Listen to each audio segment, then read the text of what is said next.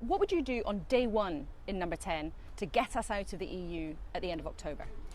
Well, we have to approach this differently. It's the biggest constitutional crisis that I can remember.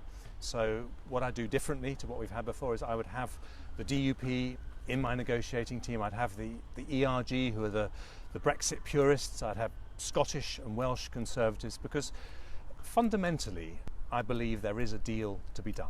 What would be different about the deal you hope to achieve?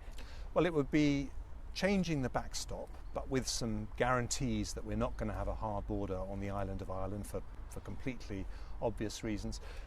That approach is not too different to what Boris wants. I think it'll be a technology-led solution. You are putting forward, just as Boris Johnson told us yesterday, something that the European Union has said no to on multiple occasions. What they say is, look, it's up to the UK to come up with a solution. But of course, if you come up with a different solution, something that can work, then we'll look at the whole package. But what would it be? Well, it will be a technology-led solution. I think everyone thinks that within the next decade, we aren't going to have big border checks when it comes to goods, because we're going to do all these things online, just like the rest of our lives is transformed. Listening to you talking about your Brexit plans is actually very similar to talking to Boris Johnson about his Brexit plans. High on ambition, low on concrete detail.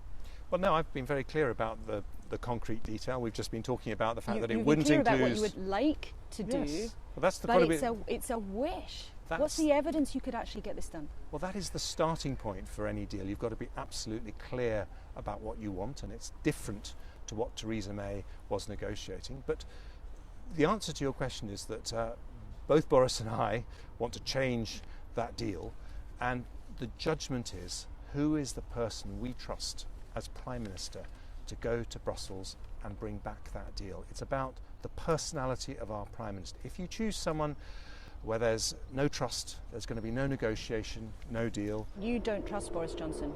You don't think I would he never would be trustworthy as Prime Minister. I would never make those comments about a fellow candidate. I would serve Boris Johnson. Hang on, Jeremy. Let me finish. I would serve Boris Johnson to the very best of my ability. Foreign Secretary, you've just sat there in a race of two and said, this is about who we can trust, someone we can trust like me, or someone we can't trust.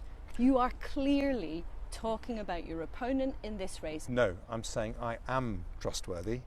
Do you worry in this contest that you might be somehow unfairly squeezed out by someone with a bigger personality than you? Laura, I have been waiting for this moment for 30 years of my life. I have been sitting around that cabinet table thinking how I want to transform our country. So you want to be a Prime Minister for 30 years? When did you know? I won't say that. I think if I say that, that's really going to put people off. But oh, you must tell I think us 30 now. years is a very, very long time, and this is Britain. But look, I would love to do this job. I think I can make a difference.